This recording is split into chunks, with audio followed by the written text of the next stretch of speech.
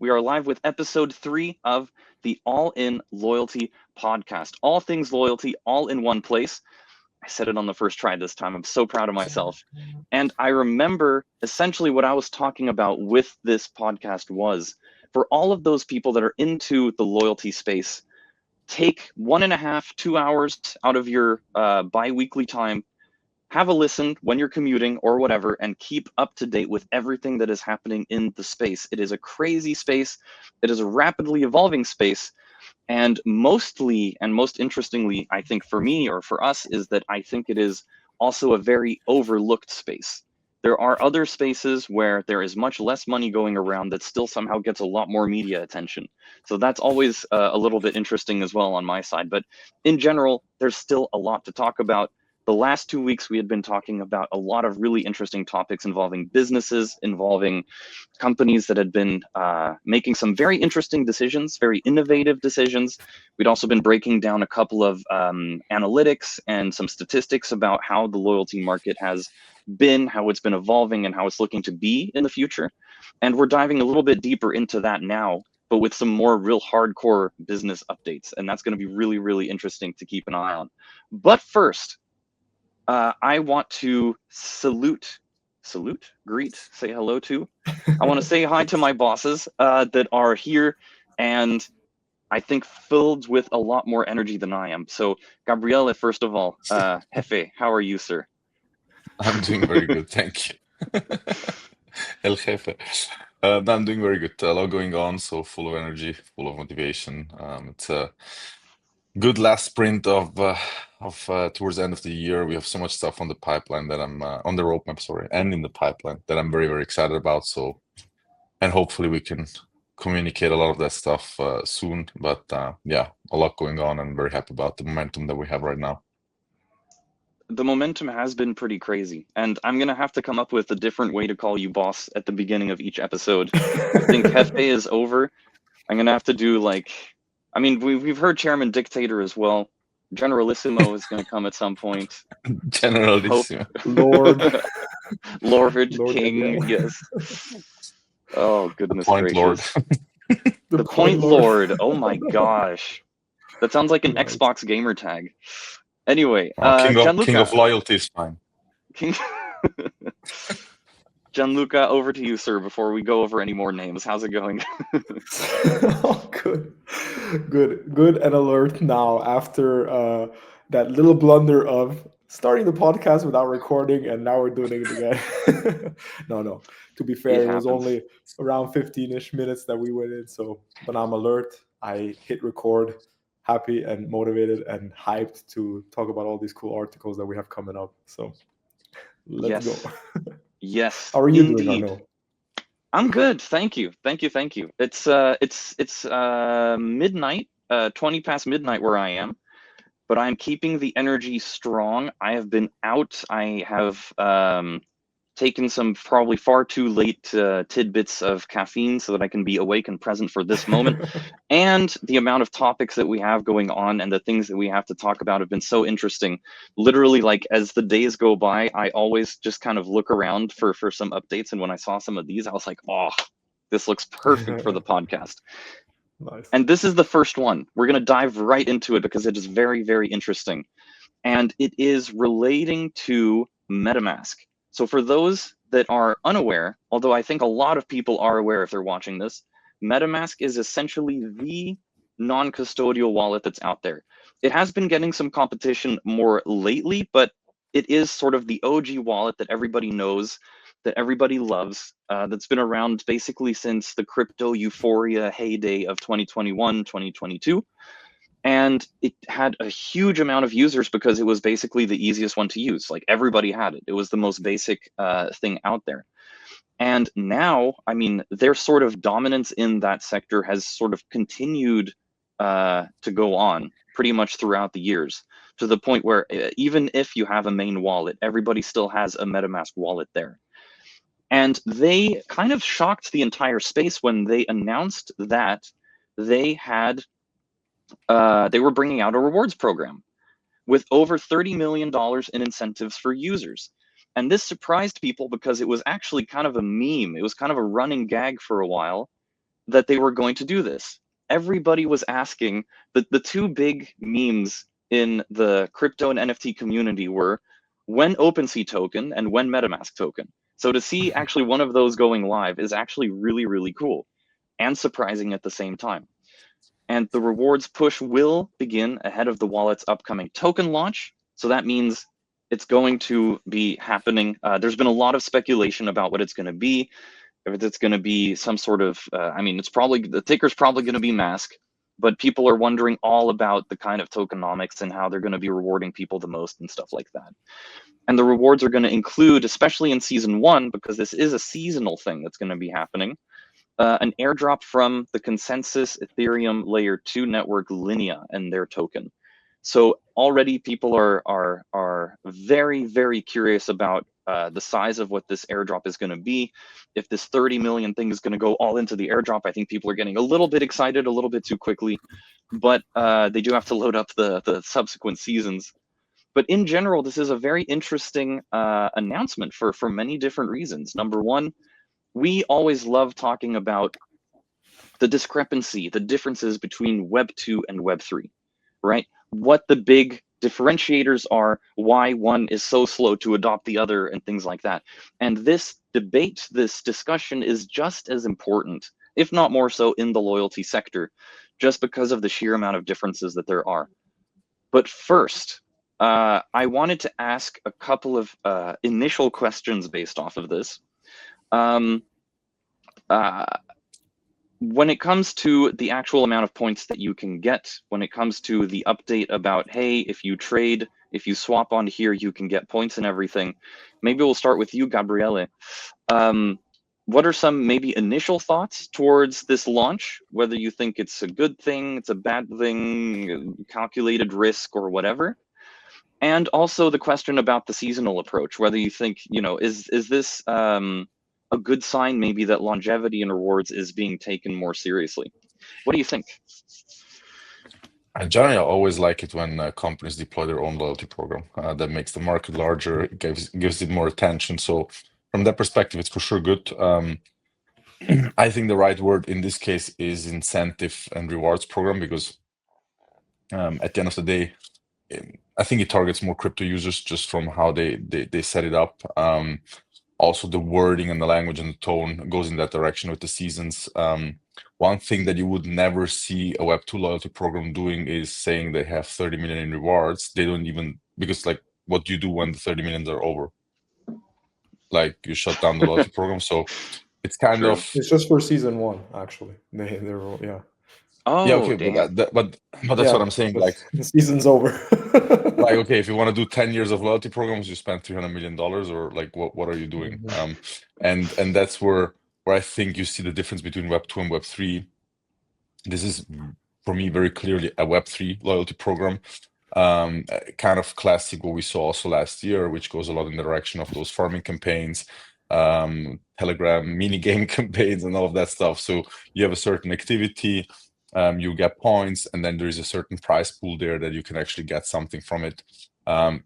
It for me goes more towards campaign rather than actually setting up a strategic loyalty program that is here for the next 20-30 years, and you actually have a very clear economics behind that, is connected, as we also discussed the last couple of times, to actually making revenue at the end of the day, because they want to generate revenue. From that revenue, they can actually give some points and some rewards to their customers, and that is something that you can go long term. Maybe the difficulty is that, and in general, like for exchanges, or also for these kind of wallets that enable you to trade on the wallet itself, yeah, they get a small fee. But if you trade $100 and they get 1% fee, $1, and then from that dollar they need to give you some points, which usually is, in all other industries, between 1 and 10%, depending how much margin you have, you start seeing that you spend $100 and you will get back maybe 10 cents worth of rewards, like 10 cents worth of rewards, which of course you need to trade a lot to then get to a meaningful reward. So if you want to get a $10 gift card, you will have to trade around $10,000 worth of crypto. So I think that's the difficulty to actually build a loyalty program based on that has a certain long-term approach and also engages users enough. That's why I think they went more the crypto route, let's call it like that, where they say, hey, there is a prize pool, make some activities, get some points, and then you have access to this prize pool. They I like definitely this answer much better than the other one, by the way. Sounds It good. was good that you didn't hit record. Restart. Yeah. Somehow he knew. I don't know how, but somehow. Yeah, and it's really interesting too because they seem to know their users as well. So hence the crypto approach, yes, and hence and also based on the activities that actually get you there. So just a couple of interesting tidbits about the program itself. When it comes to the points, it's mainly trading based, of course. There's no like social quests or anything like that in there. The highest amount is per swapping. You get 80 points per $100 swapped, and then significantly less for perps. So 10 points per $100. Probably then to deter people from doing leverage trading too much, because of course that's something that you don't want people to do too much. You can also get some points for referrals. We're going to have to see how they can actually, sort of counter that basically, and make sure that people can't exploit that too much. The exploiting of points is something that's always been a little bit, also kind of name of the game when it comes to crypto. As soon as something gets announced, people will find a way to exploit it. That's just how it happens. And then also interestingly, they do have a little OG boost that's going on. So they have the earning points from past trades. That's how I, for example, was able to jump straight to level 2 of their platform with 10,000 points because of my wallet that's been active since 2021. So I'm assuming guys with wallets that have been active for longer on your side, it's also probably worth, at the very least, taking a look at on the wallet side. But Gianluca, let's throw it over to you as well. Just based on this announcement, are there any like initial thoughts that go through your mind? Do you have any like initial thoughts or something? Very similar. Yeah, the very first thought was very similar to Gabriele. It was very much so that it looks like a campaign that they do, especially if you talk about seasons. Usually when you look at loyalty programs, they don't have seasons. If anything, they have seasonal campaigns, which is a completely different thing. It's Christmas, Halloween, stuff like that.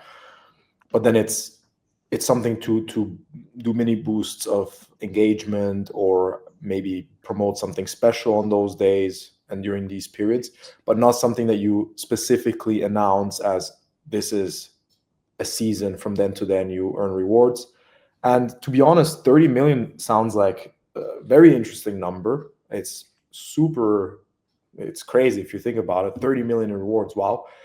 But if you just look at the numbers on their end, they say they have more than 100 million users. And with a little bit of research, you can also see that they have around, I don't know if this is a pure coincidence, to be honest, I really don't know. But when I researched, I saw that they say they have around 30 million active monthly active users. Mm-hmm. So if you think about that, with 30 million monthly, and granted, I don't know what they mean by users. It could be amount of wallets, or it could be human beings. I think it's probably more so wallets. So there's maybe 70% of those are just bots or wallets created for the sake of creating a wallet and doing whatever crypto bros do.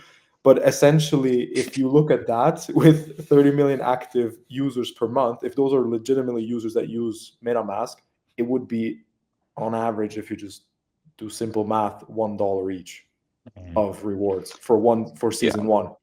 So it sounds crazy if you hear the number 30 million, but then if you look at their numbers in general, with 100, again, if they reward all of the users, which from what you explained now, OGs and so on, OGs are also people who created wallets back then and never touched them again. So if those get rewarded, you can divide the 30 million by 100 plus million, and then you get to maybe closer to what Gabriele was talking about, those 20 cents, 30 cents of rewards. You got a chewing gum.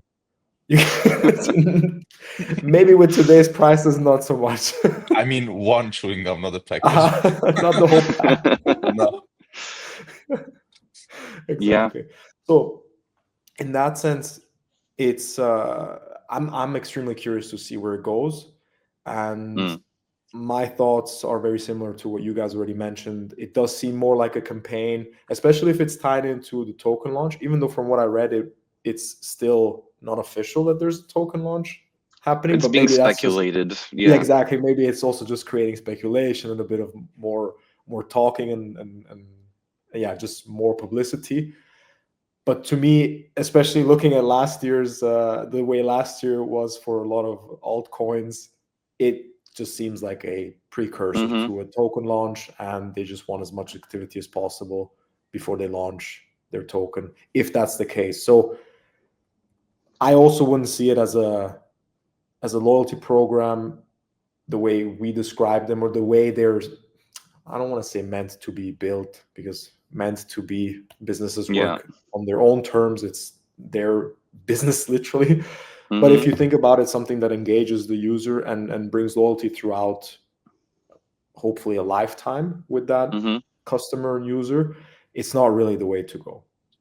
Yeah. And maybe if I can Yeah. add a tiny little bracket, whenever it comes to crypto or Web3, this space, I think also rewards and loyalty is literally the word that everyone uses the moment they give something to the user. True. it's Yeah. it's like we gave them something. Oh, we're using loyalty, Yep.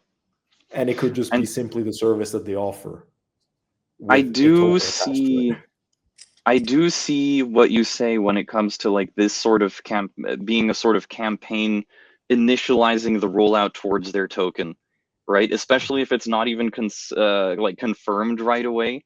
But that's how speculation works, right? That's how Yeah. everybody knows. It's like no big secret that like speculation is the biggest way to market in crypto. And if people ask, hey, are you coming out with a token? If you say yes, it's like, okay, cool. If you say no, it's like, okay, good to know. If you say maybe, that gets people Mhm. super excited somehow. That's just how it works. It's that childish, like, curiosity, that desire to know stuff, that desire for answers that always pushes. And that's been pushing this space since the beginning, basically, Mhm. like 100%. And just a Selling little bit dreams is of, more effective, that's for yeah, sure. exactly. And then just to add a little bit about like the platform itself. So it is opt-in. So like even if you had one of those OG accounts, you still have to like register for the rewards on the platform itself. So there is at least that sort of Okay. All right. gating. Yeah. The only then thing is, and I've seen people talk about this as well, is that there is no real KYC for MetaMask. It's a non-custodial wallet. So that Yeah. means anybody can create any amount of wallets that they want and just trade between them and stuff like that. So people are Mhm. already asking very pertinent questions like, how can you stop that from happening? What, because people will find a way to outsmart it, however, whatever measures they may take, it's gonna be circumvented somehow. So But essentially one person could get the full chewing gum pack. right, exactly. Maybe even two, Maybe two. depending That's how the many other wallets they thing. create. That's the other thing. You can have different accounts that like funnel into one. So you could per se, like if you have a company or something like that that's been operating via MetaMask, that's also eligible. So people are Mhm. wondering like, okay, is retail going to get peanuts here? Like a lot of people are 100%. already sort of thinking it's a foregone conclusion. It's like, okay, your airdrop is like, you'll get, if you'll be lucky if you get $10 off of anything. And Mhm. yeah, that's kind of the grand assumption. But But yeah, they seem to have maybe, a big role, a big yeah, job maybe in like, that's also just the nature. mhm, Excuse me, sorry, I don't know for interrupting. Maybe that's also just the nature of blockchain, and in this case specifically MetaMask, as you said, non-custodial wallets. If as a user, if creating a wallet, you're considered a user and you're eligible for the rewards that the season one, for example, or the following seasons as well, compared to non-crypto, I don't even know what to call it. Yeah, okay, let's say Web 2, just to make that distinction, even though The it doesn't normal world, in the normal world, the in the non-degen non-crypto, world. exactly, in the non-crypto, non-blockchain world, usually in a loyalty program, you are a user slash human. So it's very easily, especially with all the conversations we had in the previous episodes of personalization, you can, it's a person behind that user account, right? Hmm. So there's also a little bit less exploiting to be done. And so I also believe that in that nature, I think they're also arming themselves with seasons, with maybe limited, even though it's 30 million, but limited, pools, reward pools, Yeah. because they also know the way crypto works. And as you said, how do they stop from one user having 10 wallets and keep trading between the wallets? So I think that's also a bit of the nature of the industry. I think also that most probably they won't. Just thinking about it now that they wrote in the first one of the first tokens that they will give out is the Linea token. Most probably they will use it as a marketing tool and sell it to other projects and say basically, look, instead of paying the campaign where we can push you to 30 or 100 million users, you're part of our rewards campaign and so on. They'll just give the tokens for free. So I have the feeling it's kind of a mix between I don't have to pay anything for the rewards as MetaMask, right? So I get it for free from projects that actually want to have exposure. So it's also less of an issue for them, basically, if Yeah. there is abuse going on, because at the end of the day, it will 100% be abused. That's just the nature of the space. That as soon as, and it is also so much easier to abuse. I mean, if you look at airline programs, they have now 25 years of advantage where they learned a lot about fraud and all of that stuff. So they Oh also yeah. have tools where they can stop those things. And mostly, again, it's connected to spending money. So it's like, it is much more difficult to actually abuse a program like this. I mean, I remember, for example, one of the issues that Miles and Moore had in actually they didn't have the issue. The co-brand partners had the issue because you were able to, on Revolut to basically transfer money from your credit card to Revolut Oh, to yeah. fill up your balance, and you got, like, if you have a Miles and More credit card, you basically got miles for that transfer because there was just an expense on that credit card. So if you spend 1,000 euros, or not spend, transfer 1,000 euros on Revolut account, you got 1,000 miles. Now, for a loyalty program, it's actually good because that means that the bill of the co-brand partner goes up, right? So they charge them more. So in theory, they're happy, the user is happy. Who is not really happy is the co-branding partner, because then they spend money for nothing. Like, it's not that Yeah. the credit card gets used more and so on.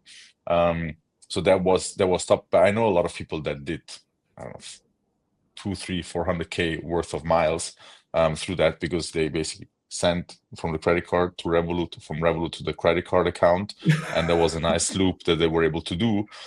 So there is that kind of abuse, but again, it gets identified pretty fast, it gets stopped pretty fast, and that's it.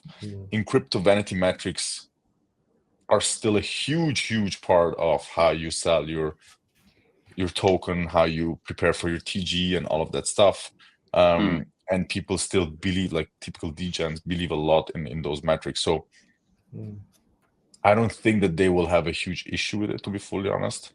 And again, like, of course, if you don't have to pay for the rewards that you're giving out, you always think in a different way, because if it's your $30 million, you think differently about it.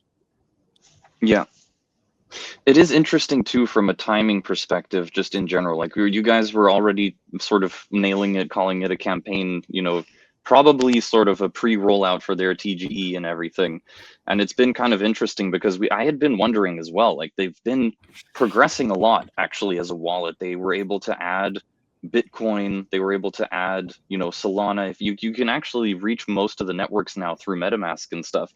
I was wondering why they hadn't been advertising it more and things like that. And now this program comes out and says, hey, there's actually huge bags of points for the OGs that have been around since the beginning.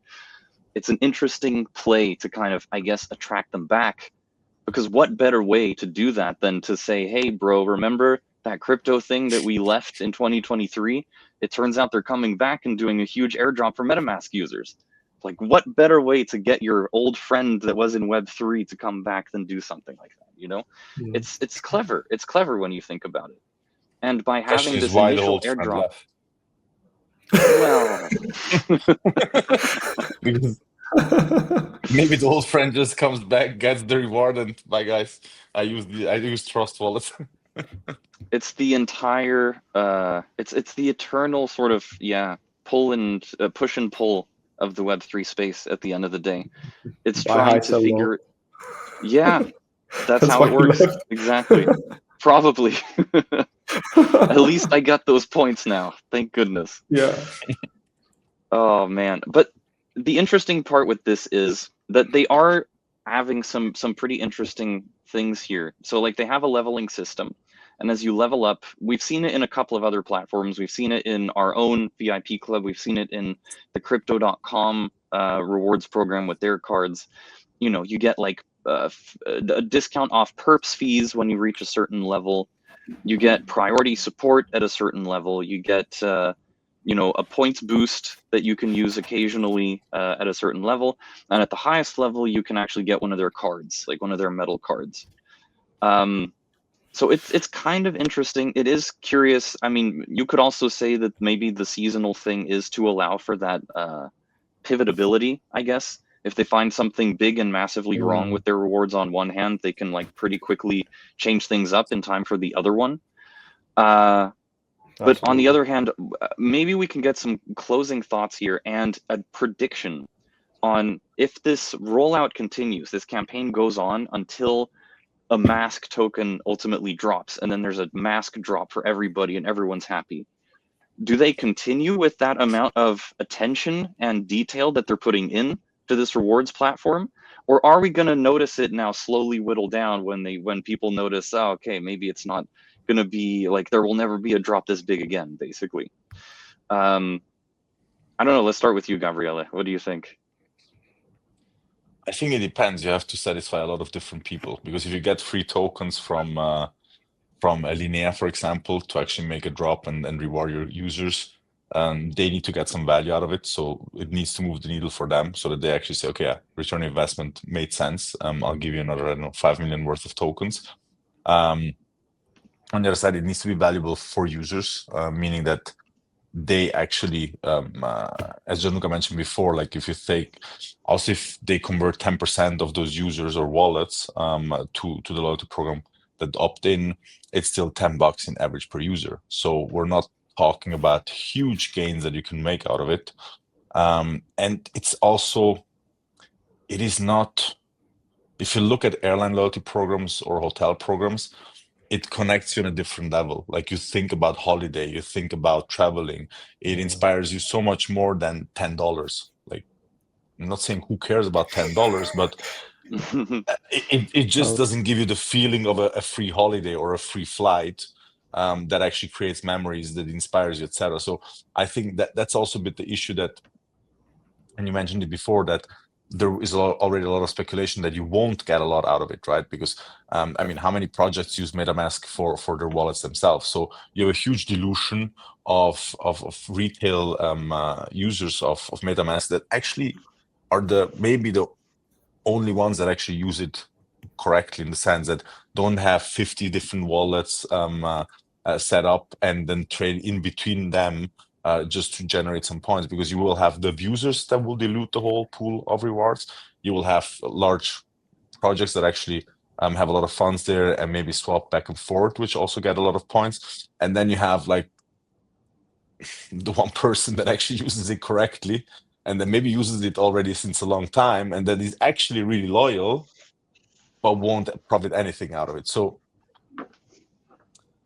question will really be how much value they can generate for all the stakeholders, and how much forward they can push it. Because at the end of the day, if let's say the advertisers, so the Linea token as an example, doesn't get the value out of it, if the user doesn't get a value out of it, nobody will use it.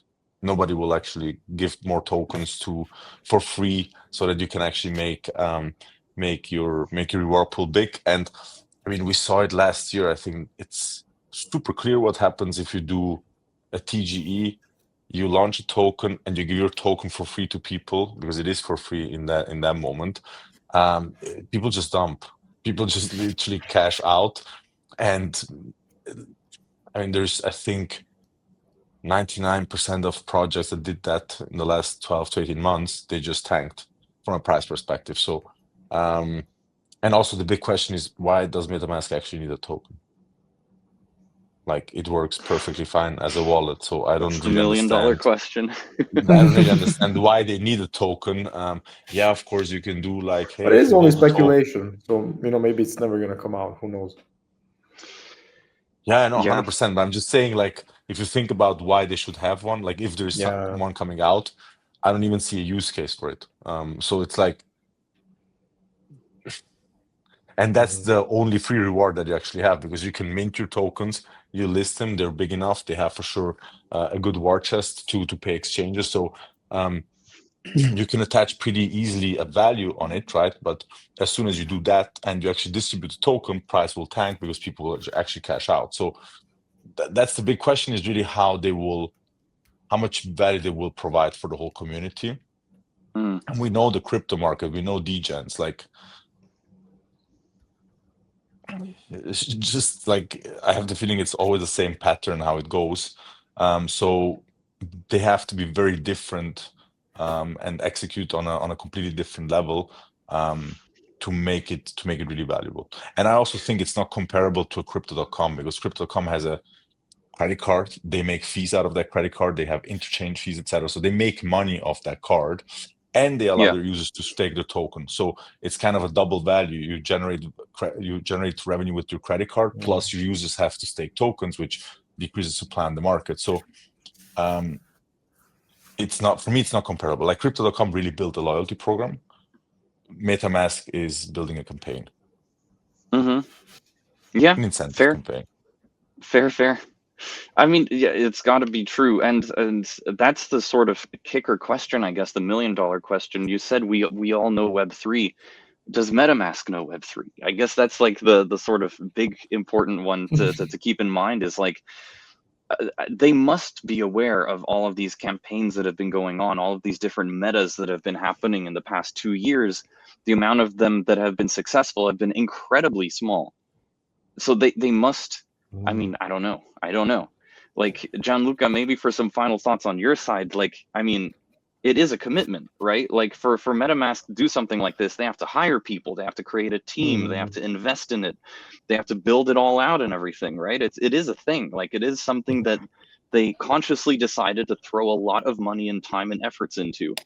So I don't know, do you think they know better?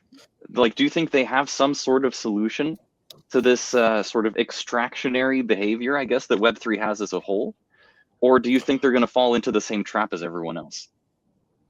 Short answer, no. By the way the article explains it and the way they set it up, I don't think so at all. Again, my first impression is campaign. And yeah, if the whole token speculation ends up being true, that they do launch a token, then it was clearly a pre-TGE launch campaign.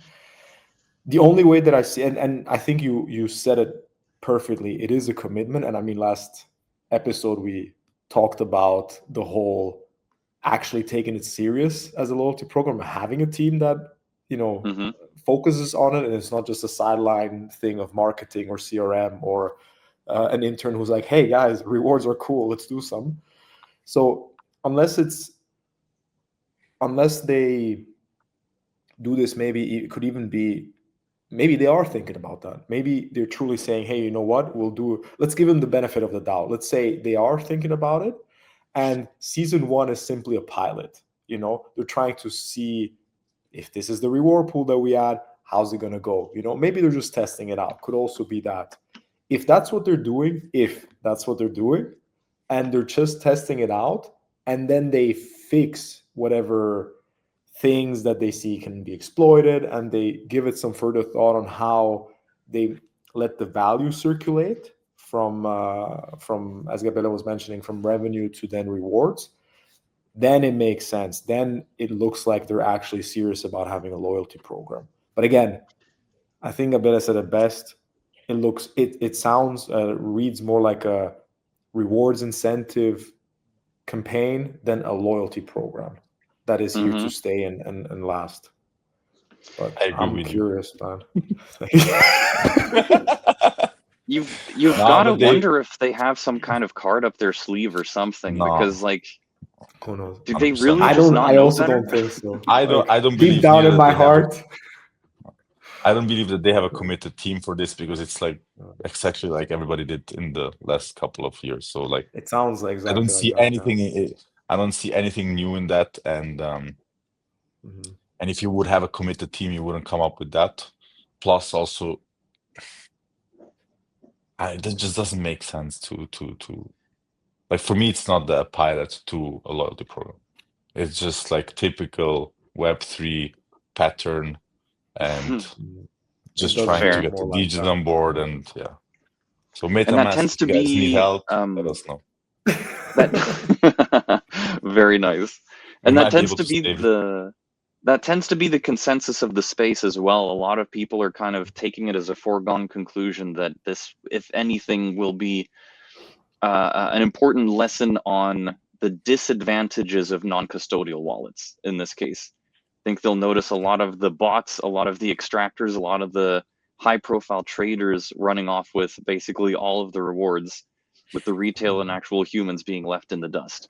I have a sort of tinfoil hat theory that with with concepts like anonymous KYC happening, I don't know. I want to hold out that little branch of hope that maybe they know better or something, or that maybe they're planning something. But They know that's just something me no one being, else knows. Yeah. yeah, just maybe me being completely weird and crazy and speculative. But who knows? Who knows? But either way, it feels like what we're saying is this is less of a loyalty program and more of a sort of marketing rollout for the eventual token that's coming. Makes sense. Makes sense. But now let's move to something also very, very interesting. Honestly, I think this is my favorite article that we're going to be covering today, and that's the Starbucks article, because there's such an interesting development that's happening there. I mean, we're talking about blockchain, we're talking about reward systems, we're talking about the difference between Web 2 and Web 3, we're talking about all of this different stuff, and Starbucks come in and suddenly decide, you know what? All of this innovation, it's way too complicated. It's stupid. We're going to simplify things, right? We're going to unveil our coffee loop, where very, very simply, just like at your favorite bakery or grocery store, every 10th coffee is free. They announced this just the other day. I mean, it's really interesting, and it kind of is a callback and could be a statement later down the line. Who knows? But yeah, they're testing this thing called Coffee Loop. It's a new rewards program that gives customers a free coffee for every 9 beverages they buy per modern retail. So it's really interesting. It's an initial campaign, so it's something that they're testing out right now. It's not there everywhere. Right now, it exists as a separate website and is not live like within the Starbucks app itself. But yeah, it's been incredibly interesting. They have a sort of star system. They have this discount model that kind of takes things back to the roots and takes things back to the sort of original sort of loyalty thing that everybody sort of knew back in the day, right? The original form of loyalty where your hot dog stand guy says, "Hey, you come here all the time, here's one for free," right? That's like the kind of thing that's always really cool.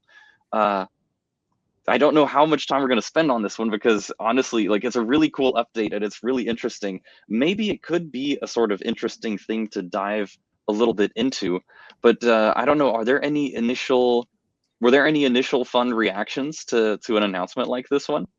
It's like, is it like, bro, like, we're I hope building it's all on this awesome paper. stuff. I hope it's really old school on paper with stamps. That would be cool, but I don't think it is. I Or don't think it is. I think it But makes okay, sense. I mean, sorry, I go was ahead. gonna ask you. No. I was gonna ask for your general thoughts, but also like, what do you think was behind the decision? You know, like what reasoning do you think the higher ups at Starbucks would give to say, hey, someone came up with the idea that we just bring back the every 10th coffee is free thing. Let's do it. Like, what would make someone say yes to something like that? Customer segmentation. So the marketing came up with a nice overview of their customer segments, and then showed, hey, look, we have 100 million customers per day visiting us, and you have, I don't know, only 10 million in the loyalty program. And I honestly don't know the numbers right now by heart, but I mean, their loyalty program is one of the strongest in the world and in the whole space. well And known. honestly, they generated so much cash. I think they have $2-3 billion worth of cash in a bank account just because people paid in to get their stars and then buy the coffee. So it's crazy. I mean, if you just think about, like, you get 1% a year on that money, that generates another $20-30 million worth of profit that you have to do zero on it, and we're talking about 1% a year. So if their CFO is smart, they can get a bit more out of 1%. So I think that's a huge profit generator. On the other side, you have a lot of customers that just don't want to download another app. They just don't want to spend their time. And I mean, I didn't go since ages to Starbucks, but also if you use it not super often, you just don't do the work of downloading an app, sending money on it, and then make the payment through it, because most probably you will just walk by to a Starbucks, and then you just want to get your coffee, and that's it. So having that super simple approach, or hey, here is a program, every 10th coffee is for free, such a no-brainer. You still have to think about it, so that's still the other topic, because I mean, why did this classic stamp cards go away? Because people were like, okay, I don't have literally physical place in my wallet to hold all of these cards. So I think it's for sure a good idea to incentivize, let's say, those customer segments that are less sophisticated from maybe a tech perspective and a usage perspective. What I think is super, or let's say I steal this idea from a LinkedIn post that I saw, where a guy actually talked about exactly this model. So you buy 10 coffees and you get the 11th for free. He was talking about why not, and I think we mentioned him actually in the last podcast, Ian Pringle. I think he wrote about it. He was talking about why not actually incentivizing people of, okay, you have kind of in gaming a streak where throughout 5 days you spend $10, for example, every day. So the 6th day you get like a coffee for free. And I think that would push engagement even more, because I would forget about this program here. Like, I would go to Starbucks, they would tell me about it, I will get maybe my first stamp, and then that website is forgotten. If I use Starbucks a bit more often, it actually gives me an incentive. If I know, okay, if I go every day, because I anyways pass by Starbucks, or I get out of the train, I have a Starbucks in front of it, and I just have to get my coffee there each day over the week, and then I have the 6th one for free. I think that's much more engaging and also has the same simplicity, because you don't have to think about stars, you don't have to think about how much you're spending, how much you're getting, etc. So in general, for sure, good move. You get a lot more customers to engage better with you. Also here, let's see how then actually successful it will be. Do you think it'll be successful? I think yes. They have more than enough customers that they can onboard on these kind of let's say schemes, and it's so easy. I mean, everybody knows it. Like, literally, I remember when I was like, I don't know, 14, then we're buying pizza with our friends at Domino's Pizza here was the same thing. Buy 10 pizzas and get 11th for free. So it's like everybody knows that model, and no wills. How do you say, bells and whistles? Bells and whistles, yeah. But at the end of the day, it's what customer that doesn't want also that sophistication needs. It's like super simple. Get your coffee, get your stamp, and then get one for free. Just one thing. When you were 14, that was a while ago. I remember. I don't know if this new generation I'm like 25. no paper. I'm 25. What are you talking about? It's like 10 years ago. 10 years ago.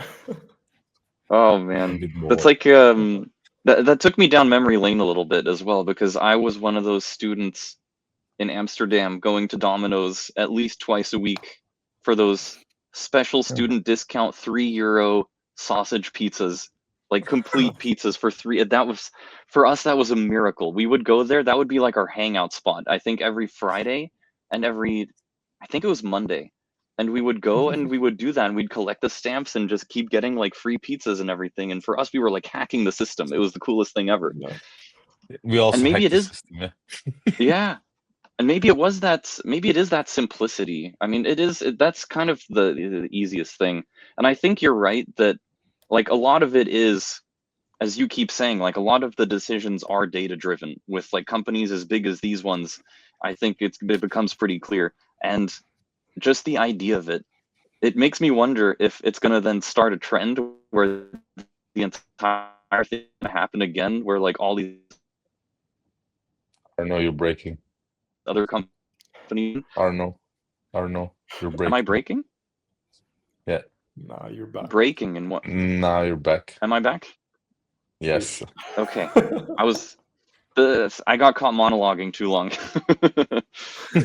But anyway, Like, no. yeah. Hot. But then let's throw it right over to you, Gianluca.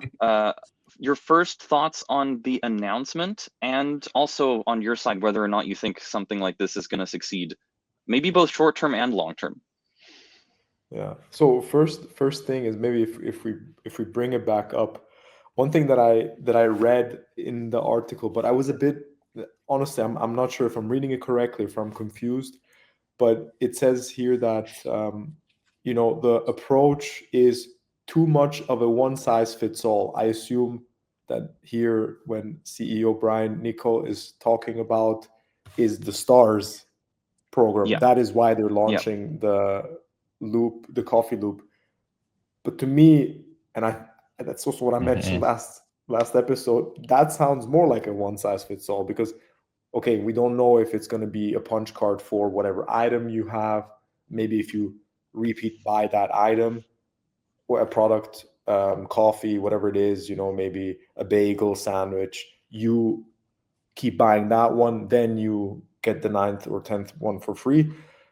Okay, then it's a little bit more personalized, because it's up to you which item you kind of like complete the 9 buys in, versus it being a straight up coffee for everyone, and that's that, because that to me sounds like literally one coffee fits all, and I doubt that's the case for the millions of customers that they have. But maybe I'm also misreading that. But maybe mainly 3 things that came to my mind when I read this. The first one being, so much in the world is trends and cycles. So it could also just be something where, like in fashion, like in products, like in everything, there's always a bit of a revival of things that happened maybe 20, 30 years ago, 10 years ago, whatever it may be, that just come back up and people get hyped about, people are happy about, and they're like, oh, this is so cool. It may be a feeling of nostalgia. And then they use it. And it's, as Gabriel was saying, or as you were saying, yeah, it brought me back. I mean, just with that, you already hooked someone. Yep. It's like, oh, this is so cool. I can't wait to finish the 9 so I get the coffee for free. So maybe it could be also that, simply just, hey, we're reviving something that used to be used a ton and is like the OG loyalty program style.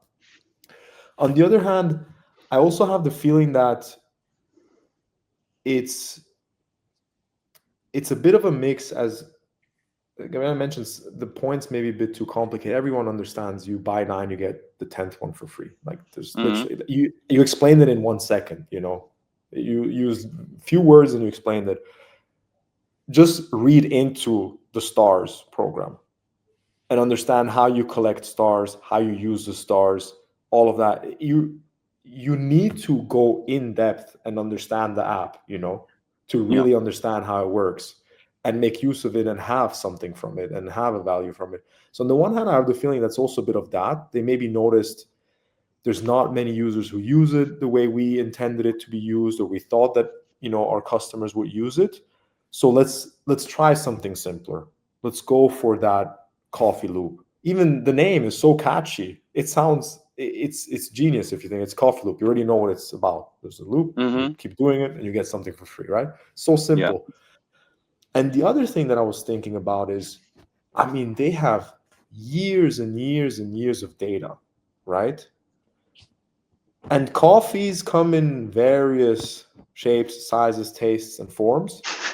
But I'm pretty sure they know which one's the best seller and which one they sell most often, So it's also fairly easy to say, hey, we know that all these customers usually buy this coffee, So this is a bit of a paradox, what I'm going to say. But on the one hand, I feel like that data shows them they don't need a complex loyalty program to engage their customers, because they anyways already know what they buy and they always buy. So let's just reward them or give them something back for that engagement, right? On the other hand, I think then why create something that gives this sounds very brutal in a business sense, but why give something back when you know they're anyways always buying that product? If what Gabella was saying, on my way to work, I always stop by Starbucks to buy my espresso or my coffee, and I anyways do that, and they know that, why give something to the customer? Again, this is very brutal and very like optimized. But that's why the streak makes much more sense. That's a different story. That's like, because if you miss one day, then you go back. Correct. Yeah, that would be a cool test to do. But yeah, if I'm a repeat customer anyways, and I do this on a daily basis every single day, I know that every 10th day I'm going to get a free coffee. I mean, I'm going to be super happy. Of course, I'm going to continue buying. But if I anyways do it, and I've been doing it since 5 years, why should I have stopped after 5 years? Unless the coffee most probably became most worse. Probably you're a user of the real loyalty program in that case. Because the higher your activity, the most probably it is that, because you know that you profit much more, you can pre-order, you get your order faster, you get more stars, etc. So I think it's not targeted to the, like, if you look at it as a pyramid of the amount of customers that you have and how loyal they are and how much they engage. I would be the lowest level of that pyramid. What you describe is basically the highest level. So I think it's not targeted towards those users. It's actually targeted towards. Yeah, but I'm sure they have tons of people who are always in a rush. They go in, they get their coffee every single day at the same time, same Starbucks, go in and out. So that's what I'm kind of looking at. But then why not use? You don't have time for that. You don't have time. No, because it's pre-order, so you actually are even faster. Because if you pre-order through the app, you just arrive, you get your coffee. Even more if you're in a rush and so on. That's the amazing. Like, that's actually a huge value out of it. So you're faster. You get kind of a VIP treatment. Plus, you still earn as you when you pay on the go. You earn more. No, you earn more if you order and pay through the app. So you get 2 stars if you order through the app, and you give only 1 star if you actually pay in the store. So that's why, if you're a super frequent user, that's like true, drinker, then you're in that sense frequent coffee drinker. Then it makes so much more sense to use the app. Like, you lose a huge amount of value if you wouldn't do it, right? So that's why I think it's more targeted to those users that maybe come once a week or something like that, and they maybe see also how they're falling down from an engagement perspective. That kind of keeps you active. I do think it could be more targeted towards them. I think it could also be maybe a mixture of both, insofar as we all know those people that are set in their ways and that have their, like, traditions that they do every day, and that when you try to suggest to them, hey, you could do this a little bit better, it's like, oh no, I've been doing this my whole life, I'm not gonna like change anything now.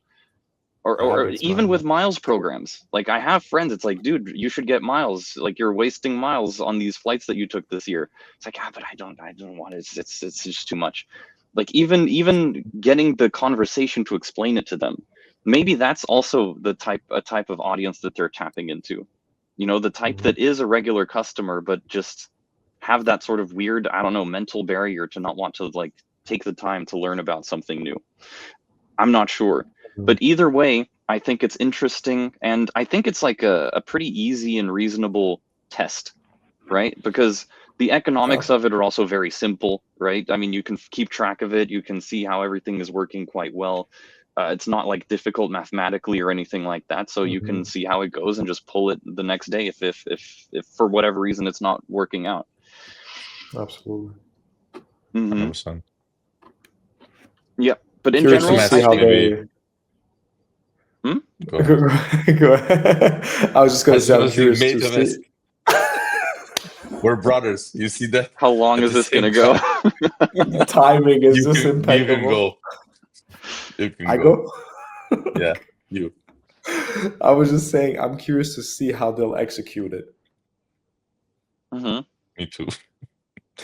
Maybe MetaMask could take kind of a look on how easy you can create a loyalty program and how valuable it can be. Yeah. Make 10 trades, get the 11th one for free. Damn.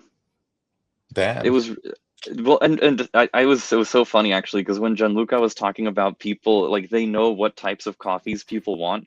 I thought the point that you were gonna get to was, okay, so people are gonna order 9 venti mocha pumpkin spice latte frappuccinos, and then their With 10th extra one cream. is they don't have a choice. It's like a small black coffee, you know, it's like, Yeah, good job. exactly. Like an There you go. espresso. There you go. Imagine. Yeah, I'm curious. I can't say much because I also don't go to Starbucks that often. Just because I don't have one in my area really, but I know people that swear off of it. I know in America it's an entire culture. So we'll see how it goes, and I think I also think it's going to succeed pretty well in the short term. Whether it's then successful in the long term, I guess, is another question. We shall have to see. But yeah, Correct. it was definitely very interesting to read about and kind of refreshing, to be honest. Like a little spark of joy 100%. and nostalgia. Yeah. 100%. We can continue though. We can continue because there was another really interesting post that came out. This time being shared on LinkedIn, as well as an accompanying YouTube video and then another LinkedIn post. And this is about air miles. We won't stop talking about them on this show, but just because they are like the most prevalent and the #1 example of functioning loyalty programs out there, right? They are the most important. They are like the standard essentially. And there are other ones out there. We talked about Starbucks. They have a famous one. McDonald's has a very famous one. Sephora, Adidas, like there are some bigger examples, but the economies don't come close to that level still, especially when you get some of these examples of the miles programs. We have this initial this initial article that came out, the co-founder of Rove Miles, who talked about the frequent You flyer still have the. miles. Thank you.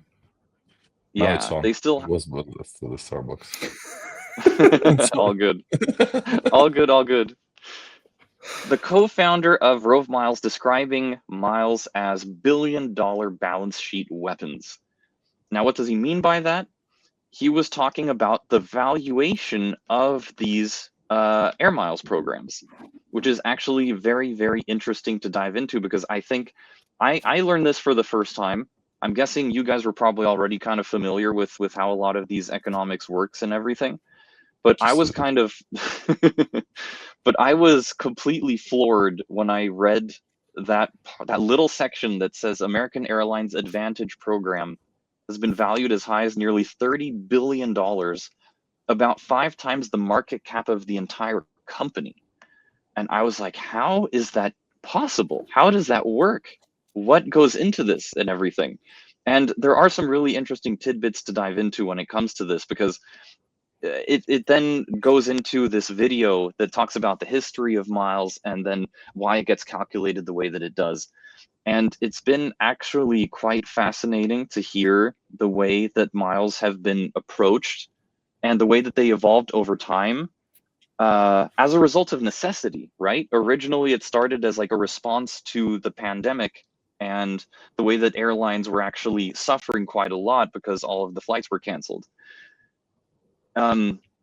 It was a very interesting read, and essentially, you know, the way it continues is the way they talk about it is how these points are or I don't know if either of you guys can maybe explain it in a slightly better way, but they have these points, and I'm guessing, Gabriela, you might be eager to talk about this. How does it work economically? Maybe I can ask it in the Like, most simple way possible. How can a points system be worth 30 billion when the company itself is worth 5x less, basically? this is why I love loyalty, actually. This is really like the real meat in the loyalty market. First of all, shout out to the Roll of Miles team. They're building one of the best travel loyalty programs in the world. So if you're from the US, check it out 100%. There's some news also coming out soon.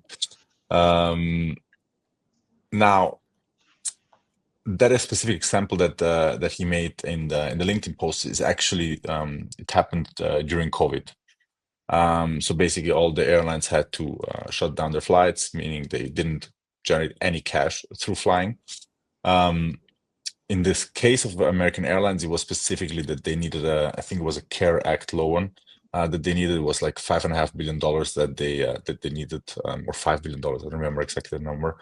And then the question was, what kind of collateral do they actually put to collateralize that specific loan? So they couldn't put the airline because otherwise it would have been 80% state owned. It was valued at like $6 billion back then.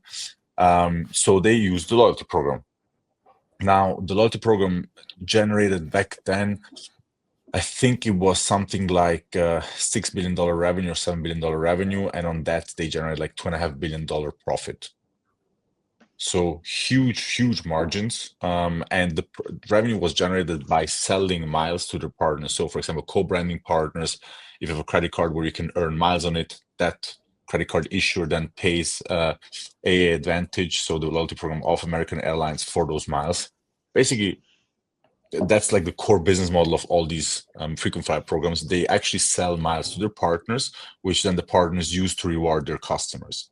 And I mean, main business of Kiwi in that sense, as we focus exactly on those loyalty partnerships and are in between those transactions. Now, the valuation really comes from the amount of margin that they generate on that cash, because at the end of the day, a mile doesn't cost them anything. So cost of goods sold of that mile is literally the redemption side. So how much are people actually redeeming on what they're redeeming and how much of their miles that they're redeeming? And so many people don't redeem their miles, forget to redeem their miles, etc. So there is quite a bit of breakage, so-called breakage, that is happening. And that's why those are so high margin businesses. There is just another article, I think we also put it on the list, that Avios, so the loyalty program of British Airways, Qatar, Iberia, they generated, I think it was last year, $1.5 billion, $1.5 billion, not dollars, sorry, euros revenue from miles sold. On that, they generate 500 million of profit. We're talking margins from Facebook, like Meta, Google. So like some of the most successful tech companies have those kind of margins. So of course the market values them also at a very high rate. So if you take 2.5 billion profit and 25 billion valuation, it's 10x of the profit. So we're completely in line with, like, say, the ratios that you have also on the market itself for those kind of tech companies, actually undervalued if you look at how many other companies are valued on the liquid market. So that's how, let's say, those valuations come, basically are being generated, but and also what the business model is behind those programs. And I think if you pull up the other chart, because that one is super interesting, where you see the net profit of airlines with and without loyalty program, you actually understand that airlines will be basically state owned if we wouldn't. Not this one.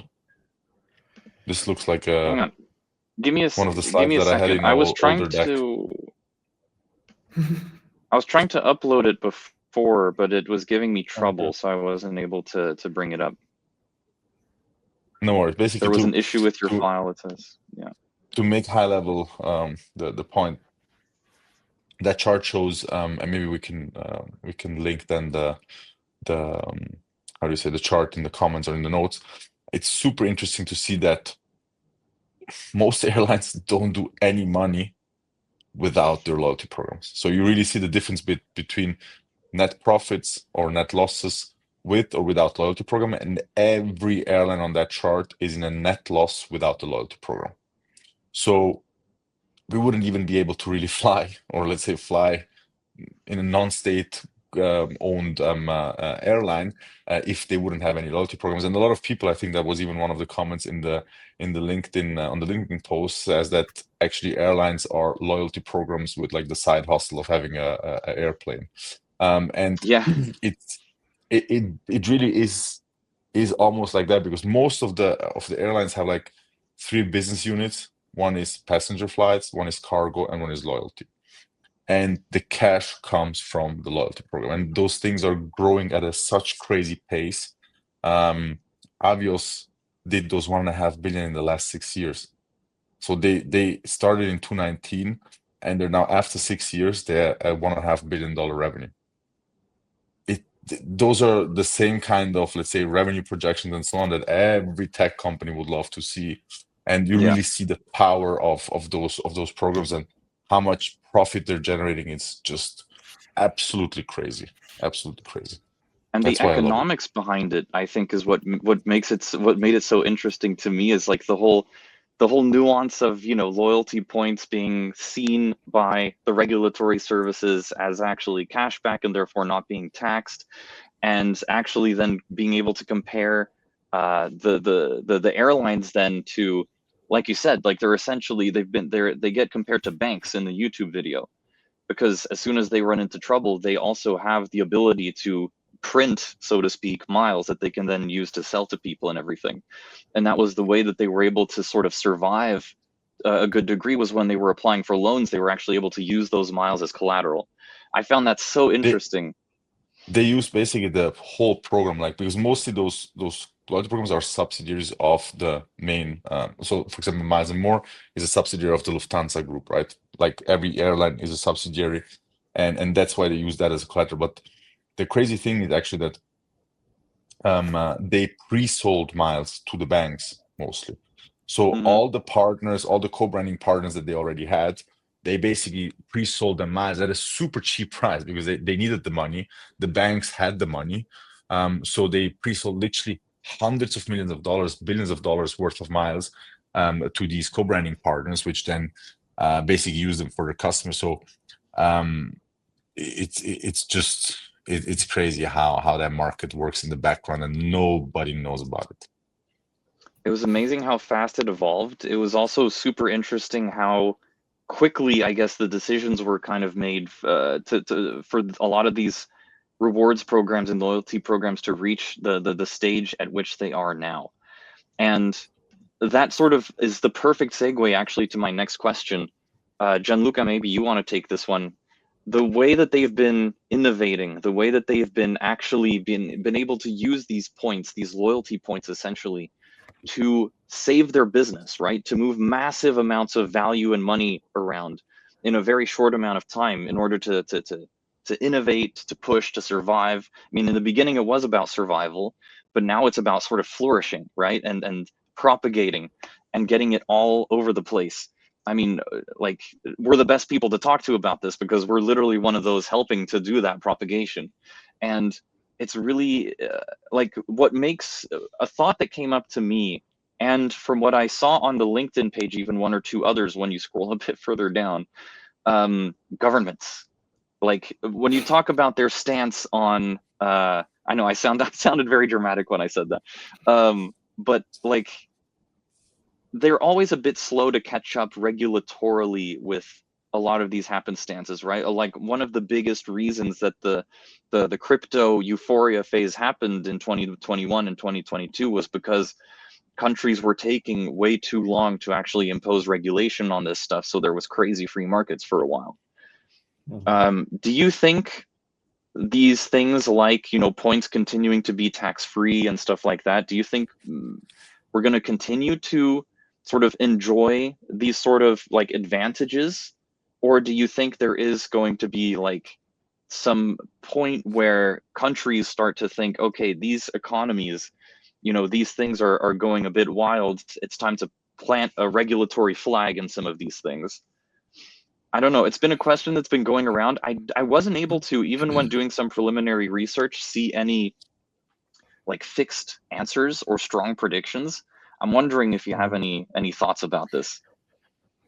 Yeah, the first thought that I would have is the loyalty programs, especially of this size, but I mean pretty much any. I think the one thing that they all lack that uh, that doesn't put them straight into like a regulatory crosshair is the fact that they're not liquid in a transactional way in that sense, right? I can't just send you my points as if I can send you crypto or as if I can send you money through a wire, you know. So already that doesn't make it that I can just accumulate these points and then all of a sudden I send them to people, I do things with them, I buy stuff, you know. It's like, first of all, they, even just very, very high level, they are a now I don't know the English word, the German word comes to my mind, Bruchteil, but they're a fraction. They're a fraction of value of what you are spending to receive those points. Already there, it's not like we're talking about crypto, for example, just to make a stupid example, but there's leverage trading there. You put in $1 with 100x leverage. If you do it right, you have $100 at the end. You know, this is, you spend $100 and you get 10 cents, you know. So there's a difference in the way you can accumulate these points, first of all, in the velocity that you accumulate them and the value that you actually get when you spend them. So already there, I'm almost sorry to say that, but there's a massive discrepancy that is not always in favor of the customer, even though these are rewards. So you're essentially getting them for free. So it's still in the favor of the customer, but it's not free money. That's what I want to say, right? So already there, it's not in the regulatory crosshair. Plus, added to the fact that these loyalty programs are fairly complex, or complex enough in a way that also people aren't attached to them. As you made that example before, how you have friends who fly a lot and you told them, hey man, you're losing out on so much potential, you know, free flights if you would just get the loyalty program and start earning the miles that you anyways would earn, right? And there you go, already done. A person forgets about these loyalty program. Maybe they don't have a credit card, which gives them non-expiring miles. So also that is another topic. You have expiring miles that after a year, they're not there anymore. So all these things combined make it so that I don't see why it should be regulated to the point where they say, hey, you need to go tax your points. Even just that topic. I know regulations could take many shapes in that sense, but if you just even look at that topic there, okay, I put them in my tax statement, next year they're gone, like literally just completely gone because they expired and because I forgot to use them. So I pay taxes on something that I don't even have, realistically speaking. It could also be with crypto. That point I didn't get. Fair. But I still have that. Then like True. But who knows? You know, I still have the assets, so to say. If it resurrects, it'll have value again. But that's what I would say is that's probably one of the biggest reasons, if I would have to take a guess, why they're not being regulated or why they don't even require to be regulated as crypto would or other. If I can want jump to say in. assets, they're not really assets in that sense. Yeah, please, go for it. So first of all, everybody listening, in theory, you have to tax your loyalty points. So tax regulations don't really care because most probably the value of your points or miles is not high enough that they say, shit, we lost like $5 worth of taxes with you because you didn't tax your loyalty program. So they do not really care. And they don't really have the overview. So that's one part. But they are how would you even value them? by showing By the what you can flights you get. could get. Yeah. But it depends on the loyalty program. Yeah. Like you have certain Mhm. loyalty programs where you can spend it in store and they very clearly tell you, look, 1 point is 1 cent. So if you have Yeah. 10K points, it's $100 that you put in your tax statement. Very simple. There are loyalty programs where it's difficult, 100%. But in Mhm. theory, it's a cash equivalent. Like if you have, I don't know, 100K worth of gift cards in your wherever in your office, yeah, that you have to tax. It's a cash equivalent.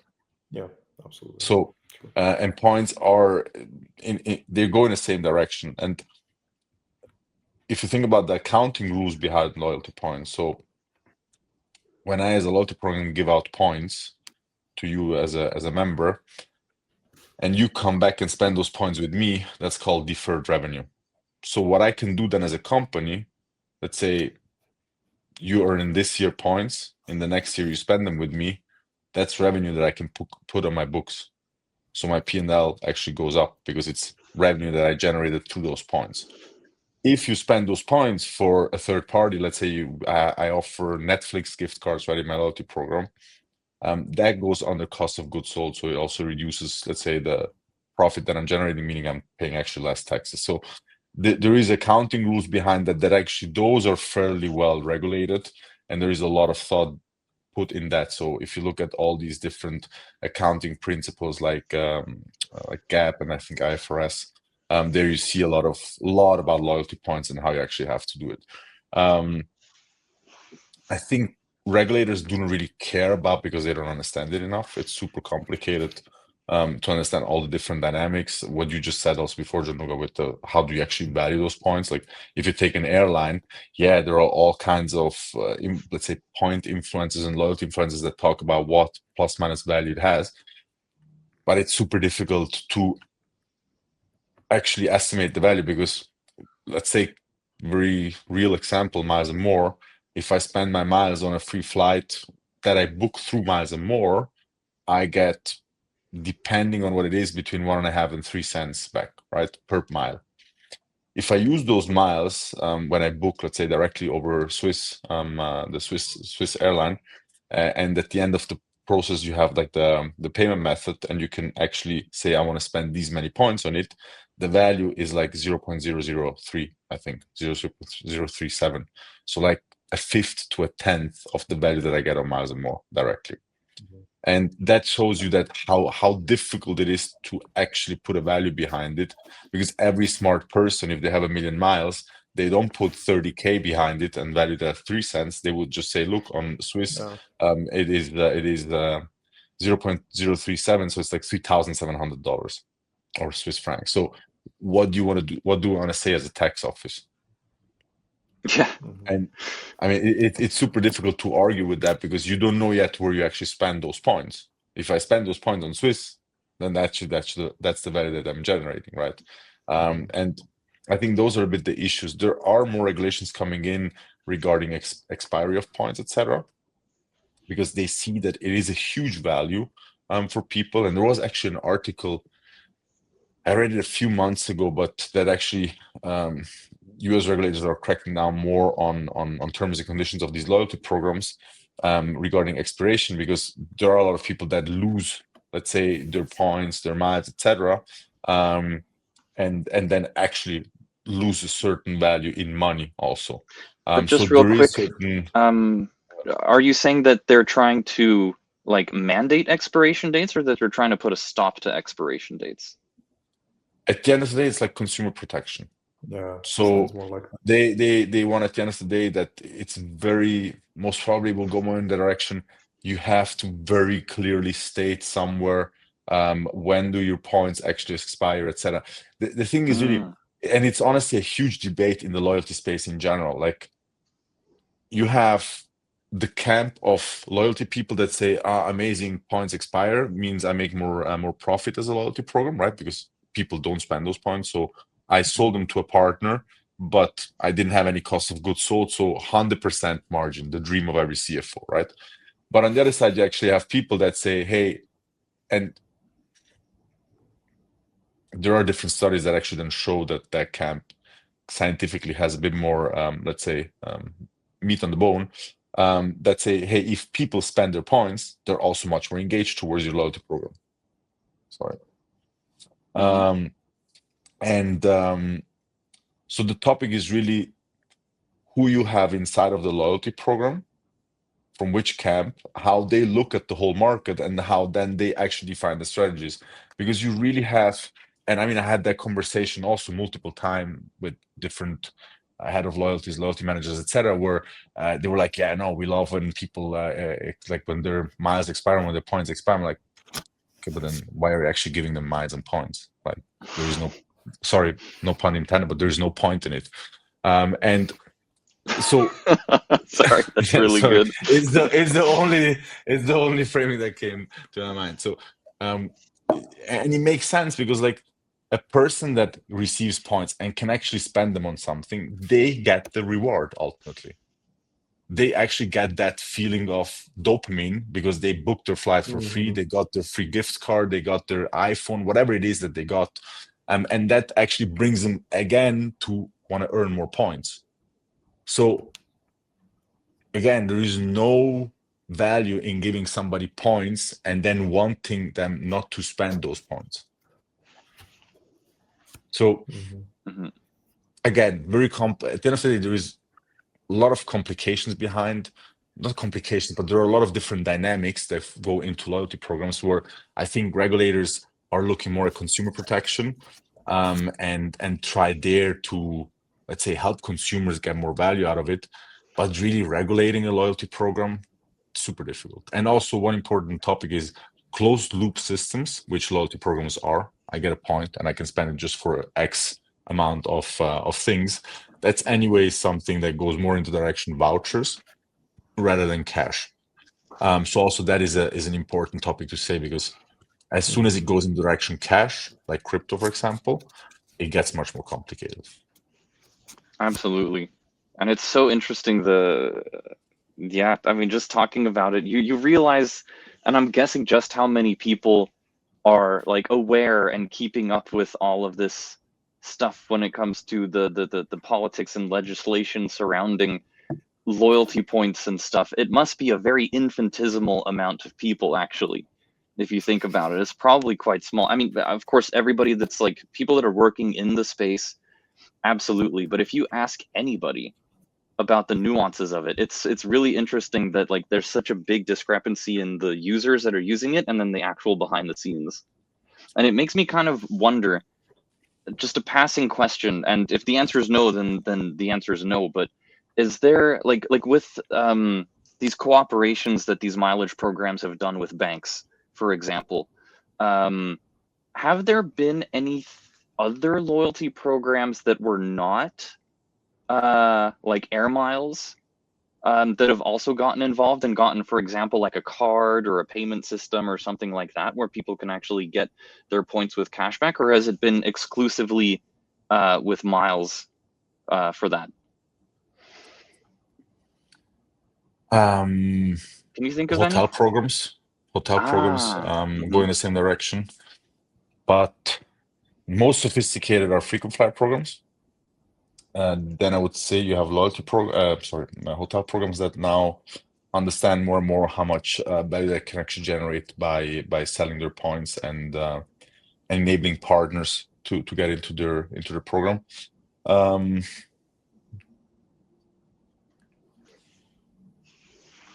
The others are fairly slow. So there is so much potential in this market. It's crazy. And there are around $200 billion worth of points and miles, so revenue generated per year through these partners from those loyalty programs. So basically loyalty programs that sell miles and points to their partners. The potential to grow that cake and that market is immense.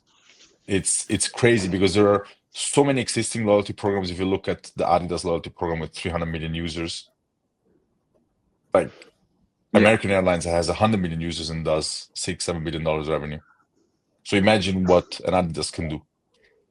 There is the Walmart program that also has several hundred million users. So it's crazy. It's just crazy how many loyalty programs there are out there that are not monetizing these programs to the fullest.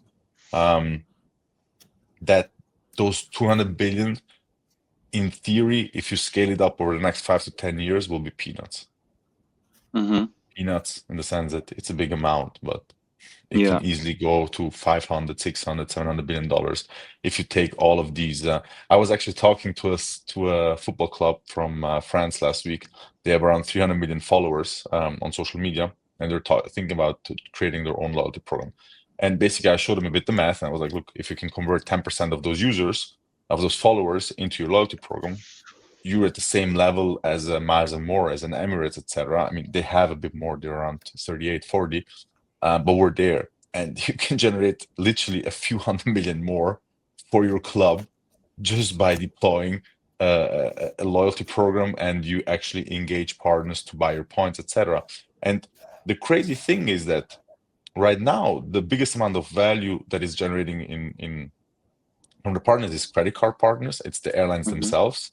And then you have like big players, like the hotels, for example, like big shopping, e-commerce stores, etc. So it's mostly the very large companies that generate those revenues. For example, what we focus more is the small and medium partners, right? There are thousands and thousands of brands that want to connect with these loyalty programs. You have billions of dollars lying around on the street, literally, that you can capture as a loyalty program, if you just have the right tools. By the way, we are one of them. But that's the crazy thing. So the market can literally explode in the next couple of years with, let's say, more local and regional partners, plus then all these loyalty programs that don't even monetize yet their program. And so there's such a huge potential in this market, and it's super. Airlines, again, they're literally the OGs of this market. They created this market, and it's absolutely, again, and if you look at the economics of the airline groups, it's just absolutely crazy how much value they're generating out of it. Absolutely. And it's really, really cool, actually. And it's been like, that's kind of been, I think, my favorite part of, or one of my favorite parts of the experience of working in the loyalty industry, at least for the past like a little over a year now, has been sort of the doing the research and the reading, and just like as part of the job, you know, keeping up with the trends and looking at everything and seeing how it's grown, how it's proliferated, how it continues to grow, and being a part of that growth as well, you know, being like an integral partner of one of these huge you know, air miles programs. It's been very, very cool to watch, and cool to watch it grow to the level that it's gotten, but also just to shudder at the thought of how big it could get. And that sort of leads to my sort of final question for this evening. And maybe we can start with Gianluca about this one. About the future. We've just heard about how big and how, I guess, quickly, how frighteningly fast a lot of these mileage programs have been growing and have been proliferating. Where do you see it going? Where do you see the ceiling going? Do you have any tinfoil hat theories about where it could end up in the future? You know, like if everything goes according to plan, and we help, for example, companies onboard tons of companies, like what does that look like? Is the world becoming like this huge interconnected place where even your favorite restaurant, you can then connect your Miles and More account for some reason? You know, like is that where we're going, or like what's the gist at a very high level? What do you think? Man, when Gabetta was talking about those numbers, the only thing that popped up in my head, I don't know why it came like that, but I was like, hashtag $1 trillion loyalty. Mhm. That sounds good. That sounds really good. So I would say if I had to hashtag it, that's where it goes. Um, but more specifically to your question, yeah, I believe that seamless, you said, with restaurants, Miles and More, uh, that seamless integration throughout everywhere you go, that's something that um, we are aiming at and we envision. But also without that bias, I as a consumer, as a customer of these places, loyalty programs, or even restaurants or whatnot, that seamless integration would definitely be something that I would love to have. Just now with the amount of loyalty programs I have, everywhere I go, I've sometimes I even stop pulling out my phone for that when they ask me. I just say no, I don't have it, because sometimes it just takes up time, and also thinking, okay, which app do I have to open up now? Is it this one? Is it that one? Like, what do I have to do? Having not one, but having a seamless integration between all of these programs where I don't have to think about it too much. It's just, honestly, as a lazy consumer, it just works. I just get the value out of it and I can do something with it.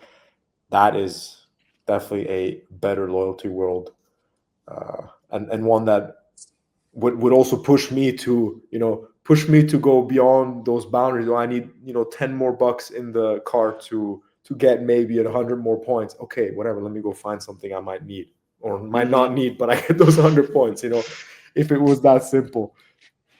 No, that's a great one. That's a great one. Super And loyalty app. honestly, yeah. And honestly, having spent some time in Japan and seeing how everything works, everything is, in Tokyo at least, so cashless. And they have these points things with basically every store you go to, they ask about it. And you see people going in, do you have this? Yes, point. And they do self-checkout everywhere too, right? There's no human element involved anymore. You can get your points, you can pay, you can leave. It's awesome. I just needed to mention that. And it seems like there's programs with every single store that you go to and every restaurant. So it is really interesting to see that. But yeah, Gabriele, how about you? Did Gianluca encapsulate everything? Yeah, 100%. I mean, I think it generates just a huge amount of value on all sides. Larger loyalty programs, they want that we as consumers and members of these programs just think more often about them. Like if you think about a frequent flyer program, most of the times you just think about them when you fly. So you don't really have a daily or weekly interaction with these programs. So as soon as you can onboard partners for them that actually you use on a daily basis or a weekly basis, you just get also more value as a consumer. The loyalty program gets more value. The merchants get more value because most of these smaller, let's say, brands and companies, they don't really have the resources to deploy a loyalty program that makes sense. And if you can use something, then at the end of the day, a currency that somebody's already valuing, right? And they say, hey, I anyways like to fly with Lufthansa, Swiss, etc. So I'm happy to earn wherever I can these miles. It just makes absolutely sense to onboard these smaller merchants, more local, more regional, in your neighborhood. And I mean, one personal example that I literally did for myself is I onboarded my pedal club to the Miles and More program throughout the integrations, because I was like, okay, every week I'm there. I play at least once or twice a week paddle. Actually, tonight I will play paddle, and and I love to see how users actually use our product. Because right now we have we have onboarded over 150 brands, but they're all over the world. And in Zurich, we don't have that many right now. And so I really wanted to onboard them. And it's amazing how like there is not even the need to sell it to a merchant. You just tell them you don't have a loyalty program, you can give out miles, it's a huge brand. They see the value directly, the users see the value directly. They even now created a small tournament where if you win the tournament, and it's like every Friday, if you win the tournament, you get some miles as a gift. And I think those are so many amazing things that you can do with it. And everybody, all the stakeholders actually generate a huge amount of value. And I think it's all about that at the end of the day. Like if you build a product, you want to generate value on every level. And that's why this market has so much crazy potential to grow substantially in the next couple of years. And very excited about that. Very excited about making the market bigger and more frictionless and more seamless. That was a bit of self-promotion at the end, but it's fine. $1 trillion industry. There you go. What a better way to conclude the whole breakdown of the articles than to say $1 trillion industry. We're in the right place at the right time, gentlemen. I think that is the best parting thought that we could possibly do. It was hard to go through and pick 3 articles out of the huge list that we had, but we have been able to go through them, and you guys can keep up with it too, or can't. There's just so much going on in the industry. It's so busy that already I'm going to be keeping an eye out, I think, directly after this to see if there's been any new updates in the sector. So we are going to be catching everybody very, very soon. But I think for now, because I know that everybody has some other commitments, we're going to have to continue with episode 4 2 weeks from now. As always, there's going to be a lot of things going on. We have been posting a lot of shorts. I don't know if you guys have noticed on some of the social pages. It's been very, very cool to see.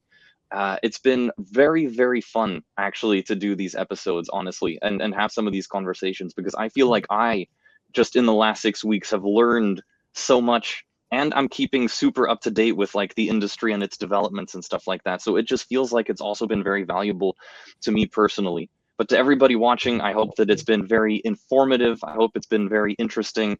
I hope it's been entertaining enough that you can watch for a modicum of time, listening to us ramble on about how awesome certain programs are. But yeah, guys, thank you so much for watching. As always, like, comment, subscribe. If you have any other interesting loyalty news or tidbits that you would like to share, be sure to drop those in the comments of the platform of your choice. We are always on Spotify. We are always on YouTube. We are always on X. So we're going to be posting those all over the place there. We love to hear feedback. If there's any questions that anybody may have, we'll be paying very careful attention to those as well. And in the meantime, are there any closing thoughts, Gabriele, on your side before we close this one out today? No additional point. Perfect. Short and sweet. Gianluca, how about you? Hashtag $1 trillion loyalty. So Gabriele brings it home with the points jokes, and Gianluca with the $1 trillion. Let's go. Let's go. Yeah. Sounds fantastic, guys. Thank you all so much again for watching. To those brave warriors that make it through to the very end, much, much, much appreciated. And yeah, I guess we'll see you all in the next one. Take care, everyone. Thank you, guys. Bye-bye. Take care. Thank you. Take care.